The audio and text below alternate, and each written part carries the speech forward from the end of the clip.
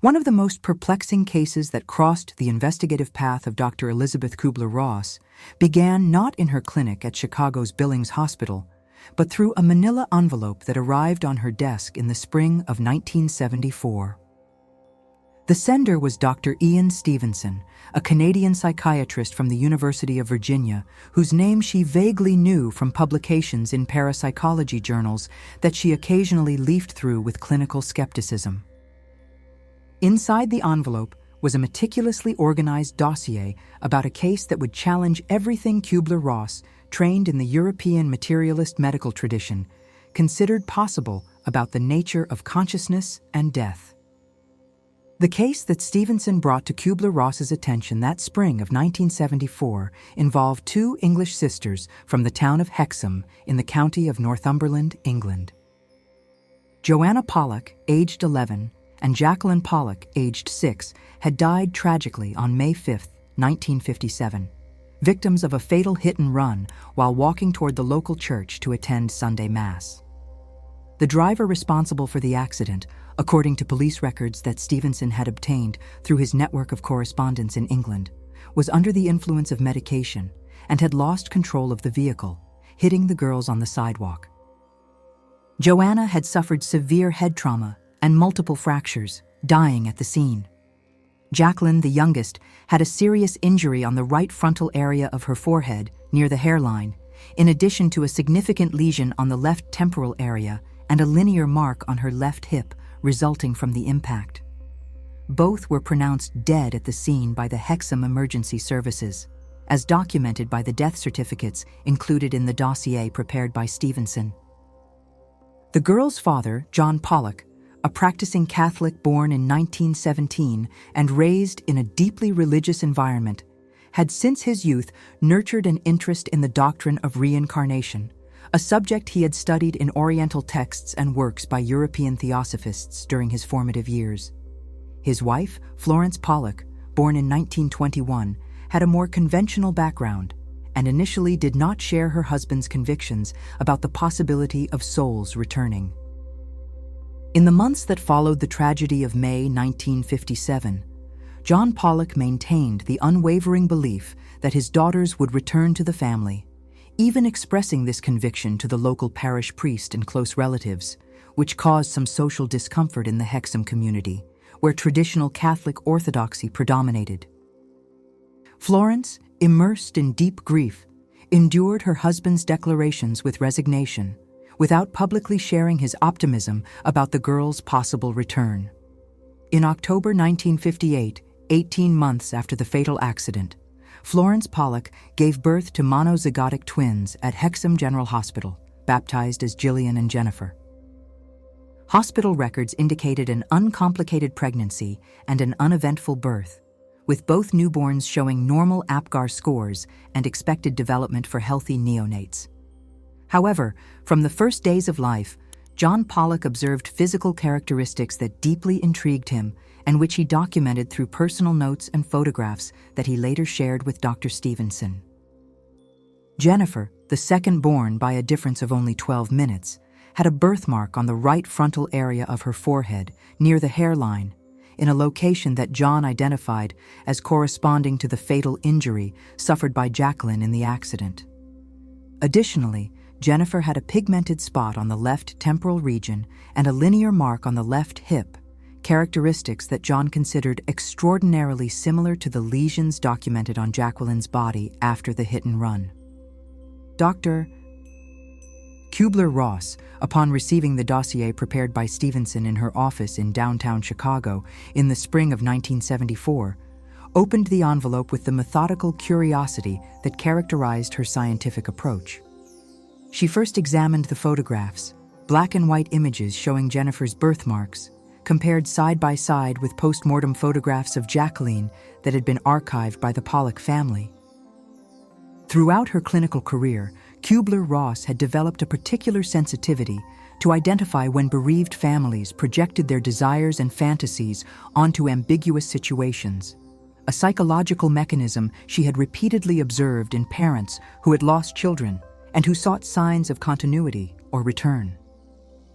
Her experience accompanying dying children at La Rabida Hospital, where she worked between 1962 and 1967, had taught her that unresolved grief could distort perceptions and create comforting but illusory narratives. However, upon examining the photographic records and medical notes that Stevenson had collected, Kübler-Ross recognized that the Pollock twins case presented elements that transcended simple parental projection. Jennifer's birthmarks were not just vaguely similar to Jacqueline's injuries. They corresponded in precise anatomical location, relative size, and even shape, according to the measurements that Stevenson had taken with standard dermatological assessment instruments during his visits to the family in Hexham in the years 1963 and 1964. Even more intriguing were the behavioral reports documented by Stevenson through structured interviews with the parents and with independent observers of the family, including teachers and neighbors who had known both the deceased sisters and the subsequently born twins. When Gillian and Jennifer reached approximately 2 years of age, in 1960, the Pollock family moved from Hexham to Whitley Bay, a coastal town located about 48 kilometers to the east on the coast of Tyne and Ware County. This geographical change became, in Stevenson's later analysis, a crucial methodological element, as the twins grew up without any direct contact with the places frequented by their deceased sisters during the first years of their lives. Nonetheless, when the family briefly returned to Hexham in 1964 to visit relatives, an episode documented through magnetic tape recordings made by John Pollock with Grundig open-reel equipment, the girls, then approximately 5 years old, demonstrated spontaneous recognition of specific locations in the town. Gillian pointed to the building of the former Hexham Abbey Primary School, an institution that Joanna had attended, identifying it as the place where she had studied, even though Gillian had never attended that educational establishment in her present life.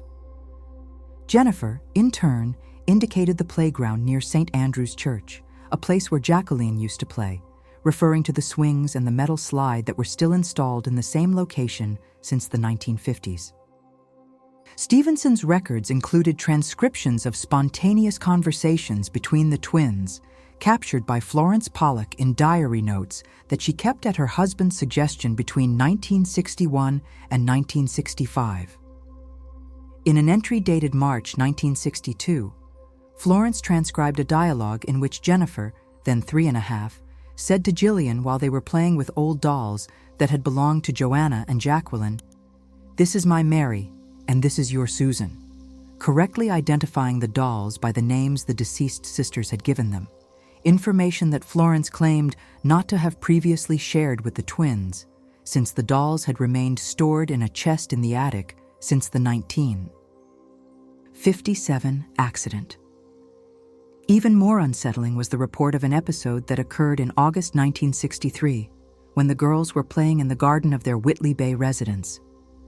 Florence heard Jennifer scream in distress, running toward Gillian and exclaiming, "The blood is coming out of your eyes. The car hit you," a phrase that reproduced with disconcerting accuracy the specific injury that Jacqueline had suffered in the frontal and temporal region during the fatal impact. Continued. Dr. Kübler-Ross, analyzing these records in her Chicago office, applied the same methodological rigor she employed in analyzing reports of near-death experiences. Through her training in child psychiatry at the Zurich Cantonal Hospital between 1951 and 1953, she had a deep knowledge of the mechanisms by which young children absorb fragmented information from the family environment and reorganize it into narratives that may seem spontaneous, but actually reflect content subtly transmitted by adults. She had witnessed, during her years of medical residency at the University Hospital of Zurich, under the guidance of Professor Dr. Manfred Bleuler, numerous cases in which bereaved families unconsciously molded the memories and behaviors of children born after traumatic losses, a phenomenon well documented in psychoanalytic literature since the works of Sigmund Freud on mourning and melancholia, and later expanded by Anna Freud in her observations on orphan children during the Second World War. However, certain elements of the Pollock case resisted conventional explanations based exclusively on parental suggestion or cultural transmission of memories. Jennifer's birthmarks showed an anatomical correspondence that, in Kübler-Ross's assessment based on her clinical experience, exceeded what would be expected from a casual statistical coincidence. Even more enigmatic was the pattern of phobias that the twins spontaneously developed. Both Jillian and Jennifer manifested, starting at 2 years of age, an intense and disproportionate fear of motor vehicles, particularly of cars approaching at speed. Florence documented in her diary episodes in which the girls exhibited panic reactions when crossing streets, even when accompanied by adults and in objectively safe situations, a behavior that contrasted with the absence of any direct traumatic experience involving vehicles in their present lives. This phobic pattern persisted until approximately 5 years of age, and then gradually diminished, disappearing almost completely when the girls reached 7 in 1965.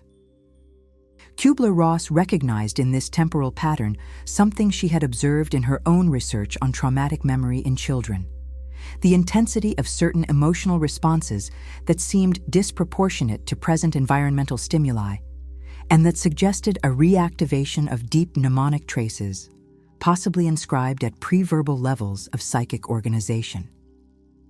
The correspondence she exchanged with Stevenson throughout the spring and summer of 1974 revealed the methodological differences between their scientific approaches, but also the points of convergence that would eventually lead to the personal meeting between them. In a letter dated April 23, 1974, written on University of Virginia letterhead, Stevenson explained to Kübler-Ross that over a decade he had collected approximately 600 cases suggestive of reincarnation in various countries, including India, Sri Lanka, Burma, Thailand, Lebanon, and Turkey, in addition to rarer cases documented in Europe and the Americas. His methodology, developed during years of fieldwork, involved extensive interviews with the children who reported memories, independent verification of the alleged facts through public records and testimonies from people who had known the supposed deceased, and careful analysis of possible normal sources of information that the child could have accessed. Stevenson emphasized that the Pollock case presented particularly intriguing characteristics due to the photographic documentation of the birthmarks, the family's geographical move that eliminated direct contact with the locations of the memories, and the temporal pattern of gradual disappearance of the distinctive memories and behaviors as the twins grew up. Kübler-Ross responded on May 2, 1974, in a letter in which she expressed respect for Stevenson's methodological rigor, but also pointed out aspects she considered insufficiently explored in the analysis. She stressed that any investigation into childhood memories supposedly related to previous lives should necessarily consider in more depth the psychological state of the parents, particularly the dynamic of unresolved grief and the unconscious mechanisms by which bereaved adults can subtly influence the development of narratives in young children. However, in the same letter, Kübler-Ross admitted that her own data on near-death experiences presented similar challenges to purely materialist explanations of consciousness. Since 1969, she had been documenting reports from patients who had been resuscitated after cardiac arrest and who described vivid experiences occurring during the period of clinical unconsciousness. These correspondences set the stage for the in-person meeting that took place in January 1975, when Kübler-Ross traveled to Charlottesville, Virginia, to visit Stevenson in his office at the University of Virginia. The building housing the Department of Psychiatry was located on the historic campus designed by Thomas Jefferson, and Stevenson's third-floor office offered a view of the gardens characteristic of Virginian colonial architecture. For 3 days, between January 22nd and 24th, Stevenson presented Kübler-Ross not only the Pollock case in expanded detail, but also the transcultural patterns he had identified through the comparative analysis of hundreds of cases. He explained that children who reported memories of previous lives typically began to verbalize these recollections between 2 and 4 years of age, a period that coincided with the development of expressive language. The memories tended to be most intense between 3 and 6 years, gradually decreasing in clarity as the children grew, becoming fragmentary or disappearing completely around 8 to 10 years of age. Kübler-Ross's critical analysis focused on methodological elements she considered potentially problematic. She questioned Stevenson about the possibility that John Pollock, even unconsciously, had provided his daughters with information about the school, the deceased sister's toys, or other details that the children later reproduced as if they were spontaneous memories. Stevenson acknowledged this limitation, but argued that the anatomical specificity of the birthmarks, a phenomenon that preceded any possible postnatal parental influence, represented an objective element that transcended explanations based on suggestion or cultural transmission. Among the lesser-known cases that Stevenson shared with Kübler-Ross was that of a Lebanese boy named Imad Elawar, born in December 1958 in the village of Kornail, a mountainous region of Lebanon. Stevenson had personally investigated the case in 1964, conducting interviews before any contact occurred between Imad's family and the family of the deceased person. Imad began talking about a previous life at 2 years old, repeatedly mentioning the name of a woman called Jamila, referring to a yellow truck he had owned, and providing details about life in the village of Kribi, located 30 kilometers from Kornail. Stevenson documented 57 specific statements before allowing contact between the families, later managing to verify the accuracy of 44 of these through independent witnesses. Imad recognized photographs, correctly identified Ibrahim Buhamzi in a group photo, and demonstrated an emotional reaction upon seeing a picture of Jamila, a woman whom Ibrahim had been in love with but never managed to marry.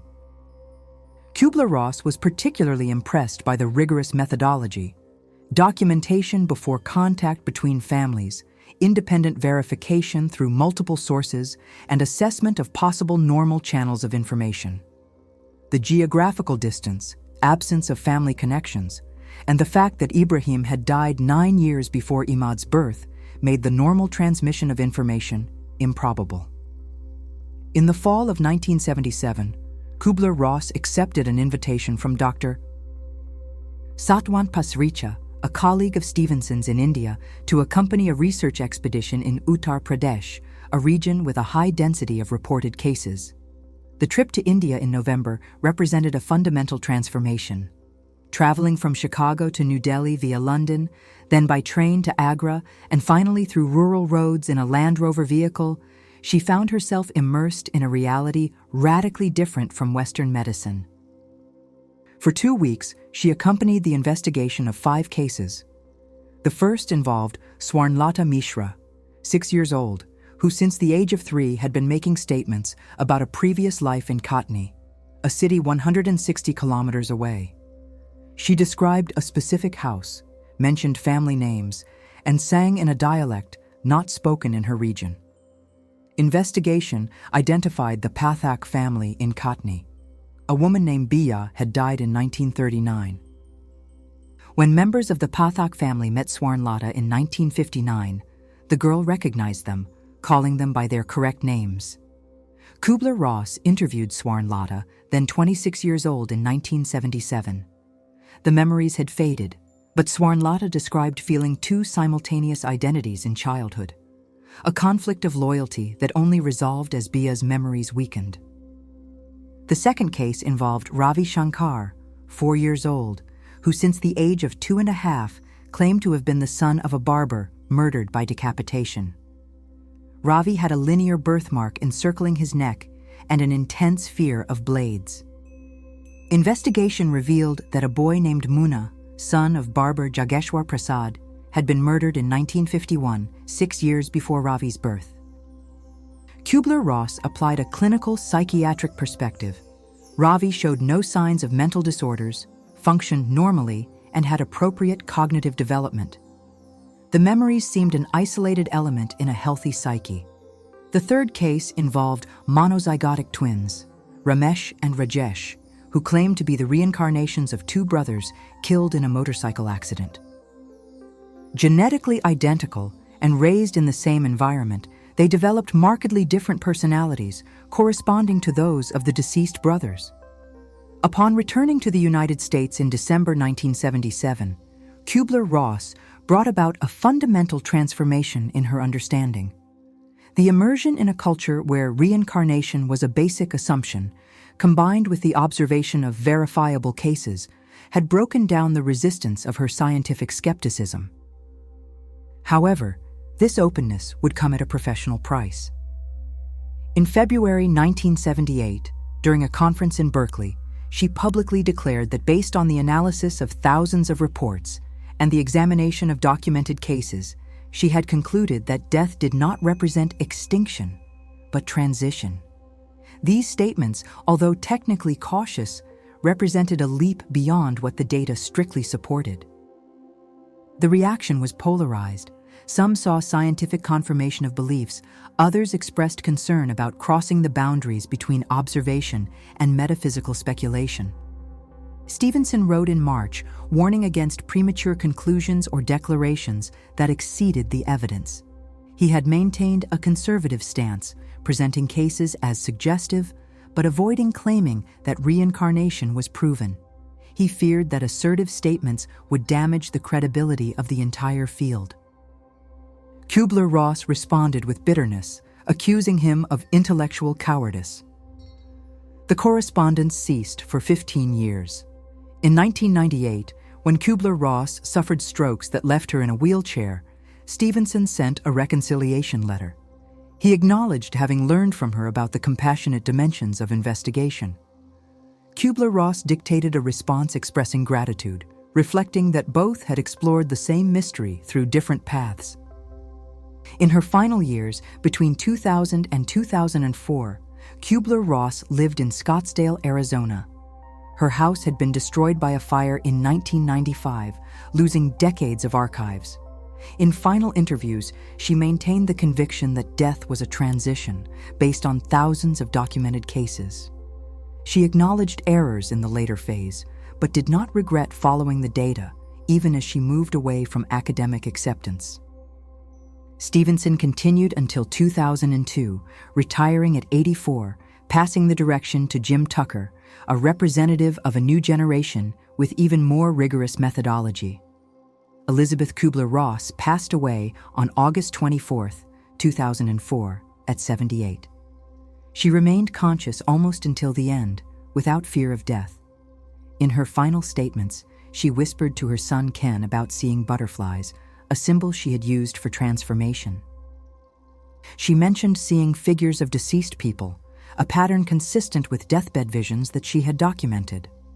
Ian Stevenson passed away on February 8, 2007, at 88 after cognitive decline. Colleagues reported moments of lucidity in which he expressed the hope of finally knowing if his hypotheses were true. The combined legacy remains complex. Kübler-Ross is recognized as a pioneer in palliative care. Her 5 stages model continues to be taught, although criticized as schematic.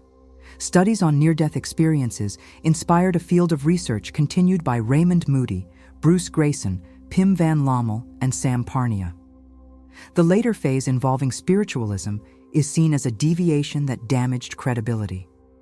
Stevenson is recognized by a growing segment as having established rigorous methodology. Tucker and colleagues show that patterns replicate in new cases, suggesting genuine phenomena.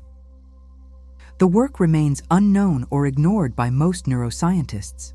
The central question remains unresolved. Does consciousness persist beyond death? Can memories cross the chasm between death and rebirth? The scientific community remains divided.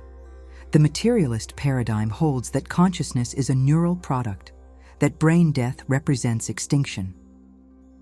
Evidence includes precise correlations between brain damage and cognitive deficits, predictable chemical effects, and the absence of a known physical mechanism for the preservation of mental information. On the other hand, anomalous data continue to accumulate. Prospective studies of near-death experiences have documented veridical perceptions during absent brain activity. The database in Virginia contains over 2,500 cases of memories of previous lives, showing consistent patterns. Birthmarks corresponding to fatal injuries occur with a frequency exceeding casual probability. Children provide verifiable details with no known connection. The data demand an explanation. 3 possibilities. First, all cases represent fraud, error, coincidence, and bias, despite rigorous investigation by multiple researchers. Second, unknown physical mechanisms exist, perhaps quantum or non-local fields, allowing transfer without the literal survival of a soul. Third, consciousness has a dimension transcending cerebral functioning, allowing continuity through death. The Pollock twins case remains emblematic. Joanna and Jacqueline died in May 1957. 18 months later, Jillian and Jennifer were born with characteristics that defy conventional explanation. Memories faded, the twins grew up and built normal lives, but the mystery persists. Something happened that science is still struggling to understand. Elizabeth Kübler-Ross died believing she had seen beyond the veil, that patients showed death as a transition. Ian Stevenson died leaving meticulous data pointing to the same conclusion, maintaining honest scientific uncertainty. Both dedicated their lives to exploring a fundamental mystery. They did not provide definitive answers, perhaps because they are beyond current methodology, or because the nature of consciousness resists simple categorization. What they left behind was a legacy of intellectual courage, to investigate phenomena that colleagues considered impossible, to apply rigor to domains relegated to religion, to recognize aspects that remain mysterious despite scientific progress. The question remains open. When we die, do we die completely, or does something persist? The answer awaits each person at the moment of crossing the threshold they studied throughout their lives. Until then, we are left with intriguing data, unexplained patterns, the eternal mystery of consciousness confronting mortality. Their work reminds us that the most important questions often have no answers, and that scientific honesty consists not in feigning certainty, but in maintaining a rigorous dialogue with the unknown. The lives of Joanna and Jacqueline ended tragically. Whether they returned as Jillian and Jennifer, whether consciousness persists, whether death is a portal, remains a question on which honest scientists disagree, but which no human being can eventually avoid confronting.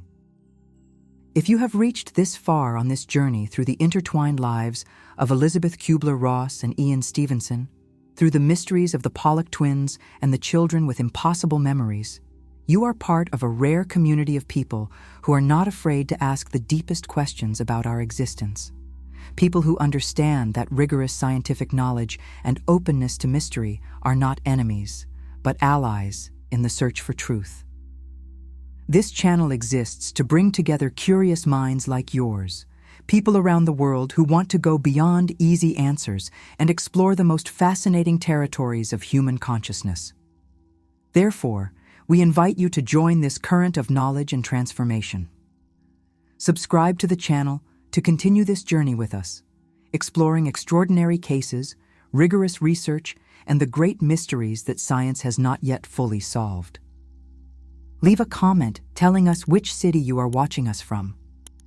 We would love to know if you are following us from São Paulo, Lisbon, Luanda, Maputo, Berlin, Vienna, Zurich, or any other corner of the world where Portuguese or German connect people in search of a deeper understanding.